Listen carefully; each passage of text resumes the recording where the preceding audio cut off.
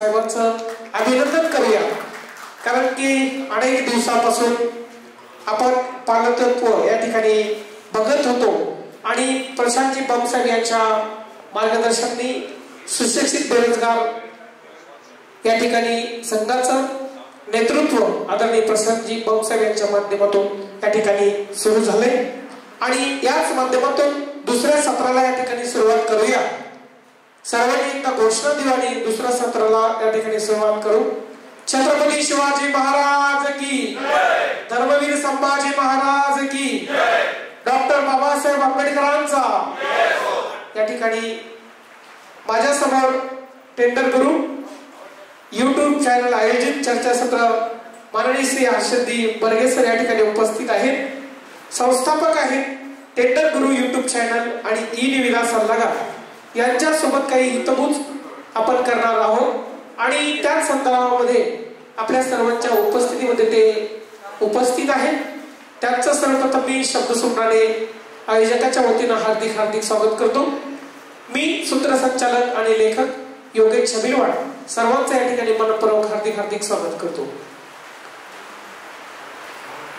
बऱ्याच संस्था असतील, महाराष्ट्रात अनेक संस्था आहेत, परंतु या संस्था म्हणजे काय हा अनेक जणांना प्रश्न पडतो की संस्था म्हणजे नेमकं काय आणि संस्थेची व्याप्ती कशी आहे.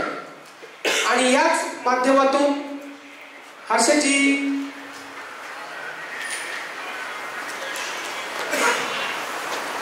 यांना प्रश्न विचारूया की संस्था म्हणजे नेमकं काय. नमस्कार.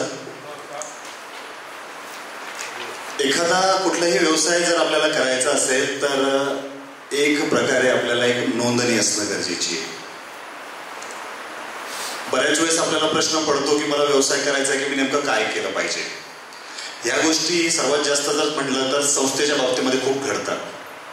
काही लोकांनी बनवली म्हणून मी बनवतो, त्याला माहिती नसतं कशामुळे बनवायची, पण त्यांनी बनवली तर माझ्याकडे पाहिजे, ही एक मानसिकता खूप लोकांची आहे. टेंडर गुरु मध्ये सुद्धा खूप जणांचा तोच प्रश्न नेहमी असतो की संस्था नोंदणी केली पाहिजे का. पण नोंदणी करण्याच्या अगोदर माहिती पाहिजे की संस्था म्हणजे काय. खरं तर सुरुवात करतो की व्यवसाय करत असताना, शासकीय कामे घेत असताना, ठेकेदार बनत असताना नॉर्मली आपल्याकडे काय रजिस्ट्रेशन असलं तर मी स्वतः एक व्यवसाय करू शकतो. त्याची सुरुवात होते एकल मालकी कंपनी म्हणजे प्रोप्रायटरशिप फर्म, की एक व्यक्ती स्वतःच्या नावावर काही लायसन्स काढून शासकीय कामं घेऊ शकतो. ती झाली एकल मालकी कंपनी.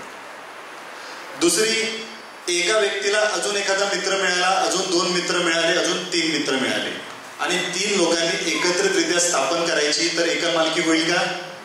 नाही. मग ती झाली भागीदारी कंपनी. का? कारण संस्थेमध्ये आता 4-5 लोक आले. मग संस्था म्हणजे काय तर 3, 4, 5 लोकांपेक्षा जास्त एकत्र येऊन त्या एकत्रितपणामध्ये एक प्रकारे व्यवसाय किंवा काही ऍक्टिव्हिटी करायची असेल तर ती आहे संस्था, की जिथे त्या गोष्टीचा एक मालक नाहीये. एक अध्यक्ष असणार, एक सचिव असणार आणि काही सदस्य असणार. ते सदस्य मिळून ठरवतील कोण अध्यक्ष असेल, कोण सचिव असेल. आणि या एकत्रितपणा आल्यानंतर एक काहीतरी कोणाचं विजन असेल की आपल्याला खूप मोठं काम करायचंय, कोणाला औद्योगिक काम करायचंय, कोणाला सेवाभावीचं काम करायचं आहे. तर सोपी जर डेफिनेशन जर याची म्हणायची तर 10, 11, 15 लोक एकत्रितरित्या येऊन एक संघ, एक व्यावसायिक दृष्टिकोन ठेवून पुढे येतो, त्याचंच नाव आहे संस्था. वा, एकदा जोरदार टाळ्या वाजवा सरांसाठी की संस्था म्हणजे नेमकं काय याचं स्पष्टीकरण या ठिकाणी सुरू आहे.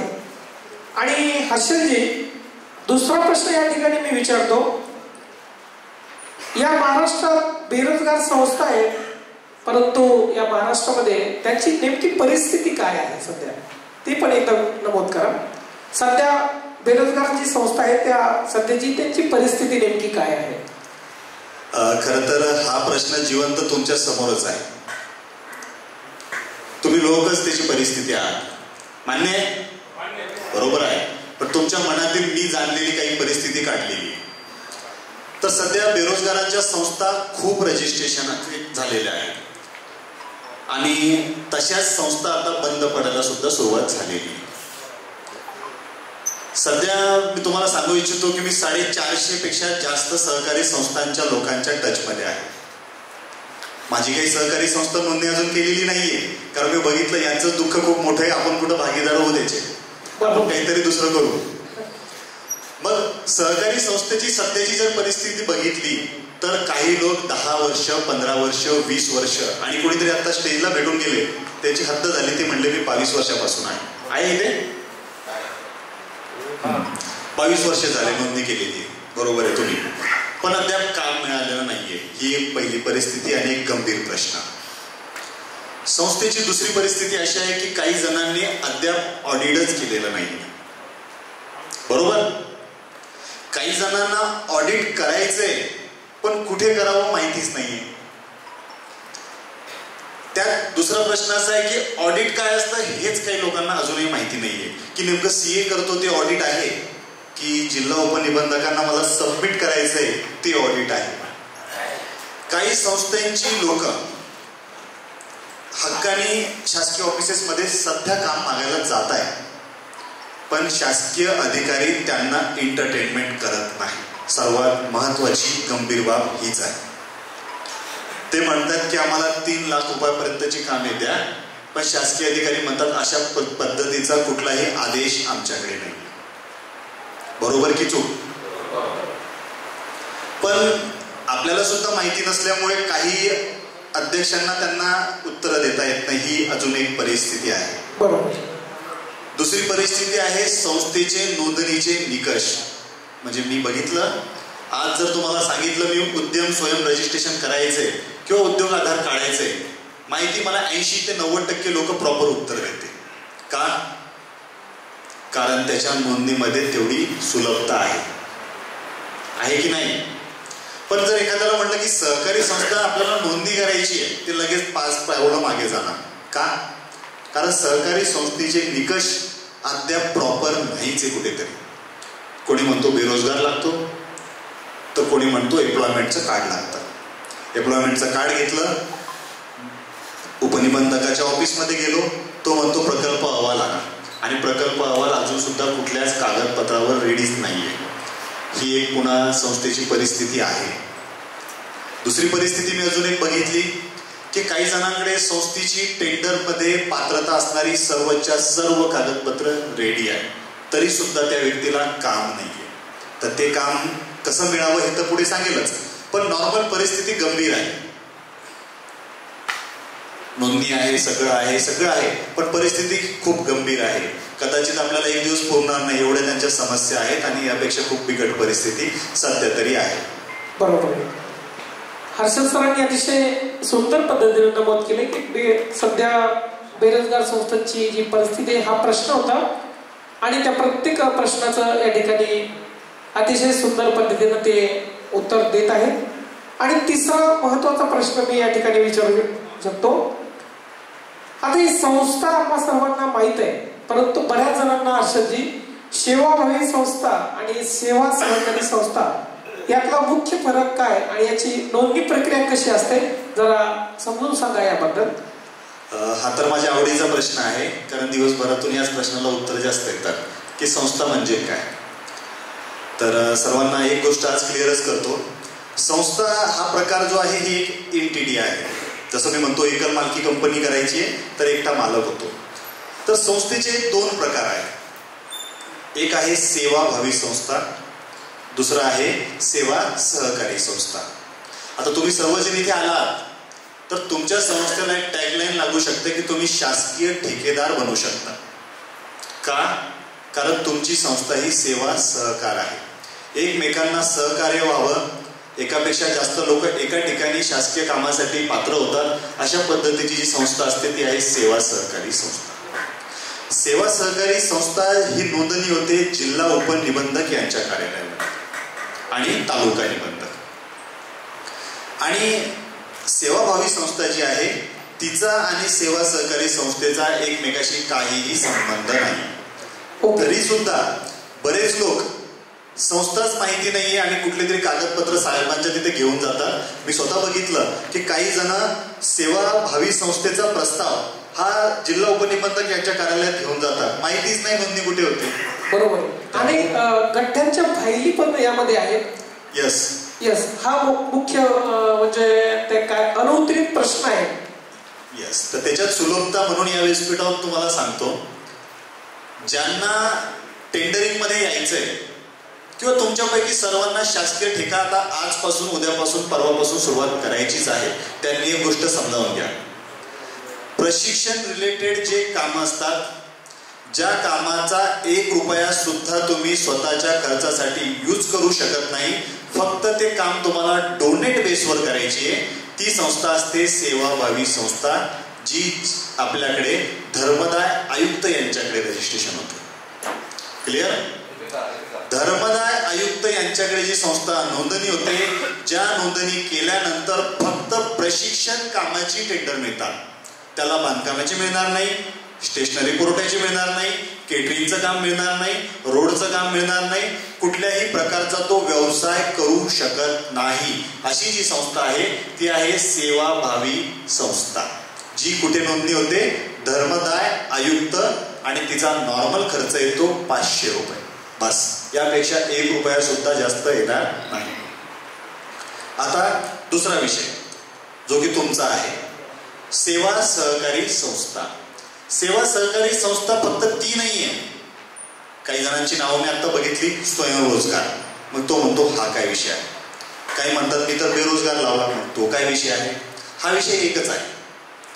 जी संस्था सहकारमध्ये नोंदणी आहे ती सर्वच्या सर्व टेंडरसाठी पात्र आहे.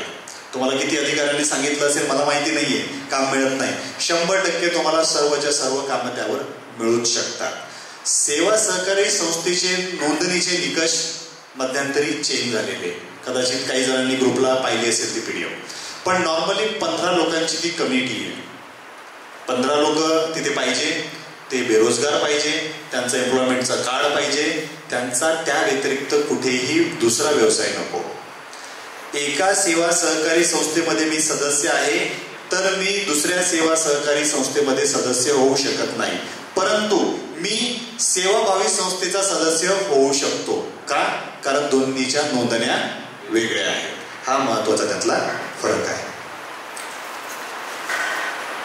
ओके हर्षद सर, एक दुसरा एक महत्वाचा प्रश्न आहे. सहकारी संस्था यामध्ये फायदे आणि तोटे काय असू शकतात? सहकारी संस्थामध्ये सहकारी संस्था शासनाचा असा प्रकल्प होता की ज्यामध्ये शासन प्रत्येकांना रोजगार देऊ शकत नाही. कितीही शासन येतील, कितीही जातील, तरी परिस्थिती हीच असते. त्याचं कारण काय की शासन एकट्या व्यक्तीच्या मागे लावून नाही देऊ शकत. त्यामुळे शासनाने ठरवलं की सहकारमध्ये काही लोक एकत्रितरित्या येऊन जर आले तर त्यांना मॉनिटर करणं पण सोपं होतं, त्यांच्याजवळ लक्ष देणं सुद्धा सोपं होतं. मग सहकार स्थापन झालं. सहकारी संस्थेचे फायद्यापेक्षा मी अगोदर काही तोटे तुम्हाला सांगतो की तोटे काय काय आहेत. सध्या तरी सहकारी संस्थेमध्ये ज्यावेळेस 13 ते 15 लोक एकत्रितरित्या येऊन ही संस्था स्थापन करतात तर ऑलरेडी त्यांचा एक नॉर्मल तोटा असा होतो माझ्या मते की ते बाकी ठिकाणी बेरोजगार राहत नाही. त्यांना एकाच स्टेज खाली काम करणं बंधनकारक पडतं. कारण बेरोजगारांची व्याख्या काय आहे की ज्यावेळेस मी सुशिक्षित बेरोजगार सेवा सहकारी संस्थेचा सदस्य होतो त्यावेळेस साहजिक आहे की मी कुठल्याही प्रकारचा बाहेर व्यवसाय करू शकत नाही. कारण त्यांनी व्यवसाय केला, त्याला जर पैसे मिळत असेल तर बेरोजगारांची अट तिथे त्याला तिथे लागू होते, म्हणजे त्याला तिथे फायदा होत नाही. पण जर तो एकटा बेरोजगार असेल तो एका टाइमला 5 प्रकारे बिझनेस करू शकतो. तो एकल मालकी कंपनी करू शकतो, प्रायव्हेट लिमिटेड करू शकतो, त्यानंतर तो पार्टनरशिप फर्ममध्ये सुद्धा राहू शकतो. तर मी समजतो की एक बेरोजगार सहकारी संस्थेचा जर एक सदस्य म्हणून जर मला काम करायचं आहे तर माझा सर्वात महत्वाचा तोटा तो होतो की मला फक्त बेरोजगार संस्थेमध्येच काम करावं लागतं आणि नंतर टेंडरमध्ये येताना मला दुसरं रजिस्ट्रेशन करून मला बाकी ठिकाणी काम करता येत नाही. ओके, आता एक मला वाटतं फायदा बाकी आहे सहकारी संस्थेचा. सहकारी संस्थेचा एक फायदा असा आहे की 2002चा जो GR आहे जर तो नीट आपण वाचला तर त्याच्यामध्ये शासकीय खरेदीमध्ये प्राधान्य दिलेलं आहे. पण बरेच जणांचा मी प्रश्न बघतो, तुमचे निवेदन येत असतात राज्याच्या ग्रुपला, जिल्ह्याच्या ग्रुपला की आम्हाला 3 लाखाची कामं पाहिजे. तर ती 3 लाखाची कामं मिळतात, हा एक महत्वाचा फायदा आहे. दुसरा फायदा आहे शासकीय ई लिलाव. जेवढे महानगरपालिका, बस स्टँड किंवा शासनाचे जेवढे काही गाळे जिथे लिलाव प्रक्रिया राबवली जाते त्या लिलाव प्रक्रियेमध्ये सुशिक्षित बेरोजगारांच्या गाळ्या तिथे जिथे मिळतो त्या गाळ्यामध्ये एक प्रकारे आरक्षण सुद्धा आहे. पण बऱ्याच जणांना याची सुद्धा माहिती नाहीये, त्यामुळे तो फायदा घ्यावा की नाही हा पण एक संभ्रम त्याच्यामध्ये निर्माण होतो. ओके, हर्षद सर, सहकारी संस्थेचे फायदे आणि तोटे आपण अतिशय छानपैकी नमूद केले. परंतु सहकारी संस्थेने कोणती कामे केली पाहिजे असं माझा हा दुसरा प्रश्न आहे. कुठला एकदा पुन्हा विचारा. सहकारी संस्थेने कोणती कामे केली पाहिजे? ओके, सहकारी संस्थेला कोणती कामे केली पाहिजे हा पण एक कदाचित प्रश्न आहे, किंवा असाही तयार होऊ शकतो की माझी नोंदणी झालेली मी काय कामे शासकीय ऑफिसेसमध्ये केली पाहिजे. असे दोन प्रश्न मी सांगतो. मुख्यतः सहकारी संस्थेचा ज्यावेळेस तुम्ही ती घटना बनवता, कित्येक जणांनी मला वाटतं घटना फक्त तिथे आयती पडलेली असेल ती कॉपी पेस्ट करून सहकारी संस्था रजिस्ट्रेशन 100% केलीच असेल, पण ते सरासर चूक आहे. ज्यावेळेस मी एखादं शॉपॅक लायसनवर व्यवसाय चालू करतो तर व्यवसाय शॉपॅक लायसनवर यासाठी असतो की तुमच्या व्यवसायाचं स्वरूप निघलं पाहिजे की मी काय व्यवसाय करतो. असं नाहीये की मी फर्निचरचा व्यवसाय टाकला आणि मी कुठेतरी केटरिंगचं काम करतो त्यामुळे शासकीय टेंडरमध्ये त्याची प्रोफाईल पात्र केल्या जात नाही. त्यामुळे सहकारी संस्थेची तुमची जी घटना आहे त्या घटनेवर त्या कामाचा उल्लेख असणं गरजेचं आहे. मग काय उल्लेख असणं गरजेचं आहे? आजपर्यंत मला कोणी सांगेल का की सहकारी संस्थेमध्ये काय कामं करतात त्यासाठी मी सहकारी संस्था नोंदणी केलेली? तुमच्यापैकी एक जण कोणीतरी सांगा. तुमच्या तर नोंदणी झालेल्याच आहे, पण तुम्ही कशासाठी नोंदणी केल्या? 5 बिझनेस बोटावर मोजणे इतके मला सांगा.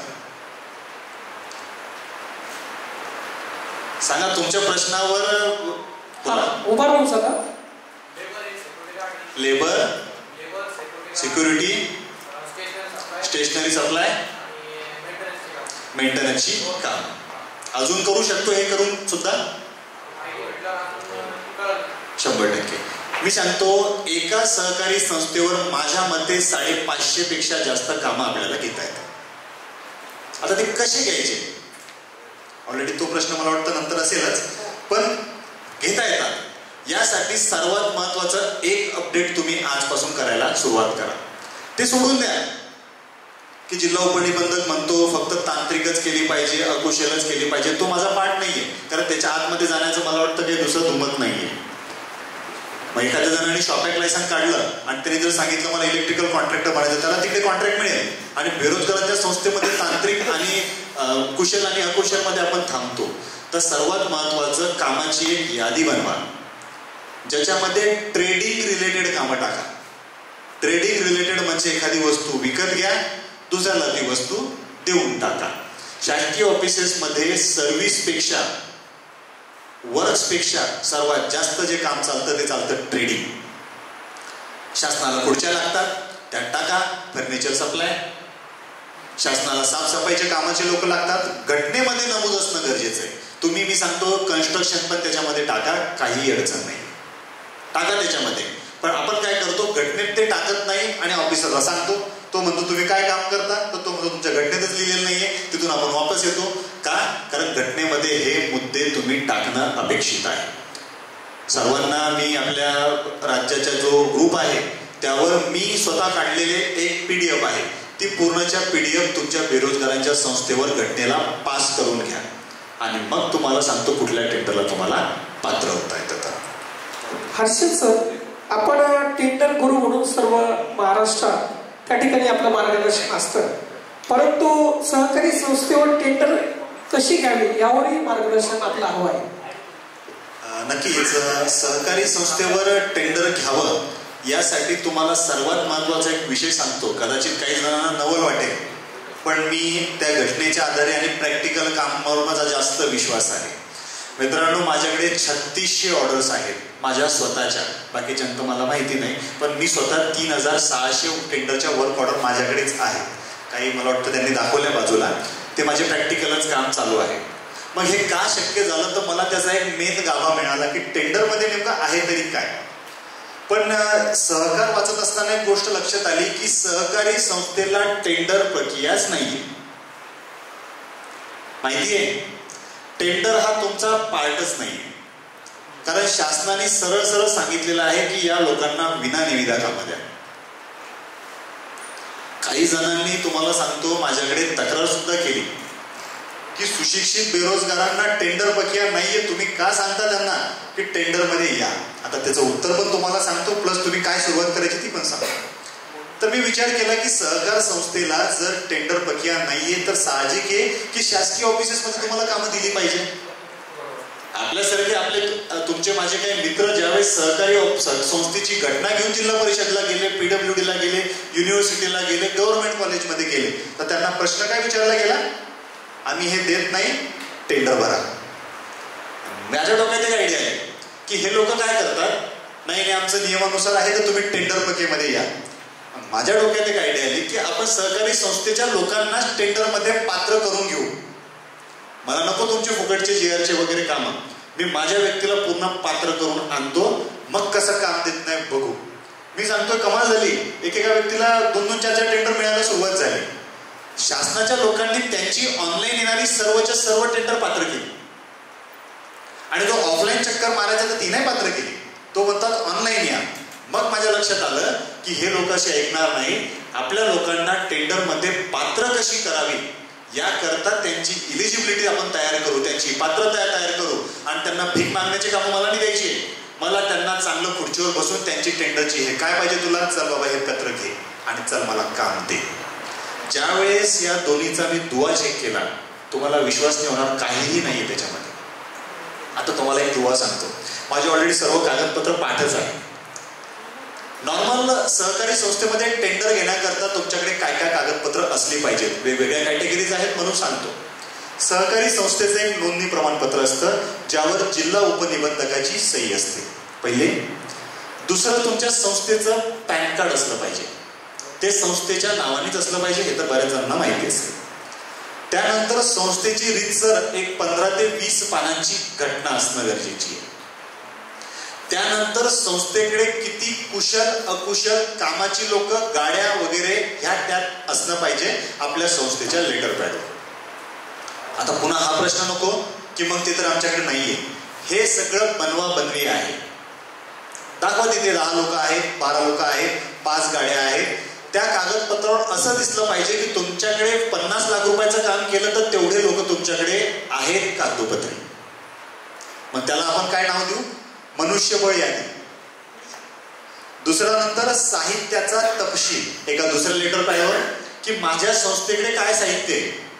आता साहित्य कसे निवडायचे की मी एक इलेक्ट्रिकलचं काम घेण्याची माझी मानसिकता असेल तर त्या व्यक्तीने इलेक्ट्रिकल रिलेटेड माझ्याकडे काय काय सामान आहे त्याचं पूर्णपणे सामान, एक ढोबळ अंदाजित सामान त्यांनी त्यात बनवायचं. तो झालाय तुमचा पेपर. त्यानंतर संस्थेच्या अध्यक्ष आणि सचिव यांनी जिल्हा उपनिबंधक कडून मागणी करून एक पत्र घ्यायचंय. ते कोणतं, सुशिक्षित बेरोजगारांना च्या संस्थेला टेंडर फी आणि EMD मध्ये सूट मिळाली पाहिजे किंवा सूट मिळते अशा पद्धतीचं एक पत्र आहे. जर तुमच्याकडे कोणाकडे नसेल तर मी तुम्हाला पाठवेल. तुम्हाला देणार नाही मला माहिती आहे, काही जणांना देत नाही, हे पण तुम्हाला सांगतो. म्हणजे तुम्हाला ती जी पुढे अडचण येणार ऑलरेडी आम्ही ती करून बघितलेली आहे. ते लोक देत नाही, तेवढा असं काही नाहीये, असा कुठला GR नाहीये. तर ते कसं करायचं तो पाठ मी नंतर सांगेन तुम्हाला. पण मग ते पत्र तुमच्याकडे असलं पाहिजे. जे पत्र त्यांच्याकडे मिळालं, मी तुम्हाला गॅरंटेड सांगतो 5 कोटीच्या टेंडरला तुम्हाला 1 रुपया सुद्धा लागत नाही. ते पत्र असलंच पाहिजे.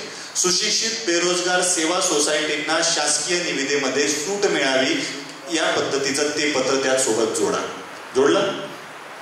त्यानंतर कौशल्य विकास विभागाचं अजून एक पत्र मिळतं, कदाचित ते काही जणांना माहिती नसेल. अजून एक पत्र मिळतं जिल्हा व कौशल्य विकास विभागामध्ये की या संस्थेमध्ये असलेले सर्व लोक हे बेरोजगार आहेत, त्यामुळे शासकीय खरेदीमध्ये यांना प्राधान्य देण्यात यावं. आजपर्यंत तुम्ही म्हणता की आम्हाला प्राधान्य आहे, हे बोलणं वेगळं, आणि जिल्हा कौशल्य विकास यांच्या मार्फत मिळालेलं पत्र आणि त्यांच्याकडे जायचं की हे यांनी आम्हाला दिलेलं आहे, आम्ही मागत नाही, त्यांनी आम्हाला दिलेलं आहे, पात्रता द्या. तो एक विषय आहे. त्यानंतर 10 पेक्षा जास्त लोकांचं जर एखादं काम असेल तर त्यांनी EPF आणि ESIC हे एकाच वेळेस नोंदणी होतं, हे लायसन्स त्याच्यामध्ये असणं गरजेचं आहे. त्यानंतर आपल्या संस्थेचं रेग्युलर ऑडिट असणं गरजेचं आहे.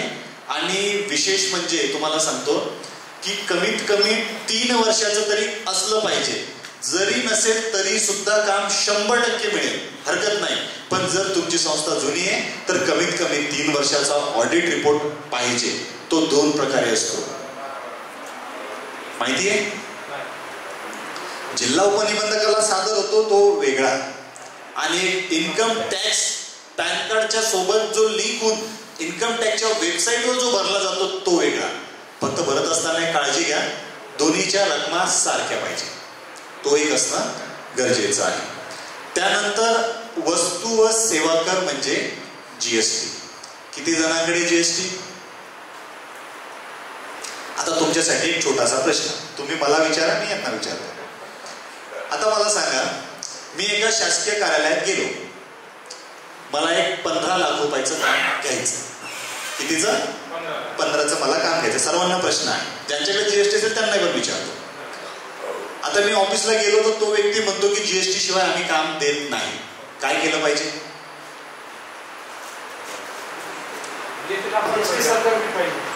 जीएसटी सर्टिफिकेट शिवाय आम्ही काम देत नाही, हा त्याचा मला प्रश्न आहे. पण माझ्याकडे जीएसटीच नाहीये, पण मला काम घ्यायचंय, मी काय केलं पाहिजे? म्हणजे तुम्ही काम टाळणार, जीएसटी नंबर काढायला पाहिजे, तुमचं उत्तर. अजून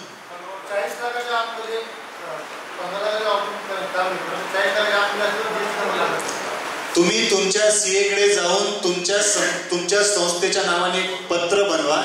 या संस्थेची उलाढाल ही 20 लाख रुपयापेक्षा जास्त नाही, त्यामुळे आमच्या फर्मला, आमच्या संस्थेला, आमच्या कंपनीला जीएसटी लागू नाही. पण हे कसं पाहिजे? कागदोपत्री पाहिजे, बोलून नाही चालणार. 20 लाख रुपये गुड्स, 20 लाख रुपये सर्व्हिस, 20 लाख रुपये वस्तू, 20 लाख रुपये सेवा, 20 आणि 20 40. तर ही उलाढाल यांच्या कंपनीची नसल्यामुळे जीएसटी प्रमाणपत्रच यांना लागू नाही. अशा पद्धतीचं पत्र यांना ऑडिटर कडून लिहून घ्यायचंय आणि ते पत्र जिथे जीएसटी विचारतील तिथे ते देऊन टाकायचंय. तुमचं जीएसटीची अट तिथे शिथिल होऊन जाईल. पण असं केलं तर क्लिअर? 20 गुड्स 20 सर्व्हिस असं करून 40. आता हा झाला वस्तू व सेवा कर. त्यानंतर ऑनलाईन टेंडर भरण्याकरता तुम्हाला डिजिटल सिग्नेचरची की लागते, तर ती की असणं गरजेची आहे. पण आतापर्यंत सांगितलेली कागदपत्र जर यांच्याकडे नसतील तर काढण्याची गरज नाही. बरोबर, गरजच नाही, काढू नका. उगाच तुमचे पैसे जाणार आणि त्याचा उपयोग होणार नाही. जोपर्यंत ही कागदपत्र बनत नाही तोपर्यंत काढायची नाही. आणि त्यानंतर सर्वांना आवश्यक एक रजिस्ट्रेशन सांगतो. तुमचे काही जरी प्रश्न असेल, काम नाही मिळालं, तुम्ही मला तिथे कंप्लेंट करू शकता. माझा नंबर आहे, कधीही टाका मेसेज. पण हे जर रजिस्ट्रेशन केलं तुम्हाला काम नाही मिळालं तर तुम्ही बिंदास माझ्याकडे या. तुम्हाला कसं काम मिळत नाही ती माझी जबाबदारी आहे. तुम्ही एक रजिस्ट्रेशन उद्यापासून करायला सुरुवात करायची. ते रजिस्ट्रेशन लिहून घ्या सर्वजण. जेम रजिस्ट्रेशन, जेम पोर्टलला रजिस्ट्रेशन. त्यात अजून एक अपडेट करतो. जे कोणी आपले मित्र असतील, जे अनुसूचित जाती जमातीमध्ये असतील, तर त्यांना तिथे डिपॉझिट देण्याची गरज नाही. 1 रुपया न भरता त्यांचं रजिस्ट्रेशन होईल. आणि बाकी लोकांनी तिथे 5,000 डिपॉझिट करून तिथे रजिस्ट्रेशन करायचं आहे. मी तुम्हाला गॅरंटेड सांगतो, जेम पोर्टलला ज्यांनी रजिस्ट्रेशन केलं, हमखास महिन्याला 20 कामं मिळणं काहीही अवघड नाही. त्यामुळे रजिस्ट्रेशन आवश्यक करून घ्या. आणि आतापर्यंतची जी यादी सांगितली ती झाली टेंडरमध्ये यांना येण्याकरता. बरोबर आहे. हर्षित सर, पुढचा जो माझा प्रश्न आहे थोडा गोंधळाचा आहे. 3 लक्ष विना निविदा, 3 लाख रुपये आहे. 3 लक्ष विना निविदा कामे मिळावी, हा प्रश्न योग्य वाटतो का माझा?